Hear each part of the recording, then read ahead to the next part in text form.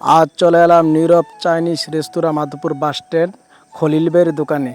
প্রথম গিয়ে খলিল ভাইয়ের সাথে আন্তরিকভাবে দেখা করলাম। তারপর বললাম, ভাই আমাদেরকে পোড়া মুরগি দিয়ে মাসালা বানিয়ে দেন।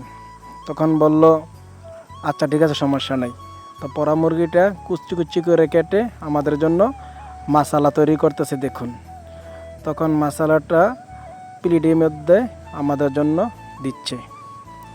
ভাইটিকে বললাম, ভাই একটু কুচি কুচি বেশি করো, কারণ মুরগিটার কুচি কুচি করলে রুটিটা খেতে টেস্ট লাগে। তখন ভাই চিন্তা করেন না, আমরা দিচ্ছি। দেখুন কত সুস্বাদুভাবে সাজিয়ে দিচ্ছে।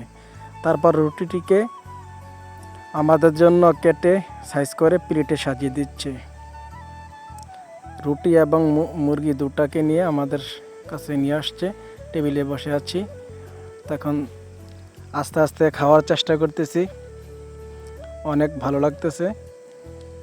তখন বাতিজা নাজমুল, আবদুল্লাহ সহ আমার সফর সঙ্গী দুজন খাচ্ছে দেখুন, আমিও খাইতেছি। আবদুল্লাহ নাজমুল বলতেছে, কাকা ভিডিওতে আমাদেরকে রাখেন না। আমি বললাম, তোরা যখন মানাই করলি তোদেরকে রাখা দরকার। তো তারা দুজনকে রাখলাম। দেখেন দই দিয়ে আবদুল্লাহ খাওয়ার চেষ্টা করতেছে। খাওয়া শেষে বাইকের সাথে আন্তরিকভাবে বিদায় নিলাম। এই তো নীরব চাইনিজ রেস্তোরাঁ মাধবপুর বাস স্ট্যান্ড।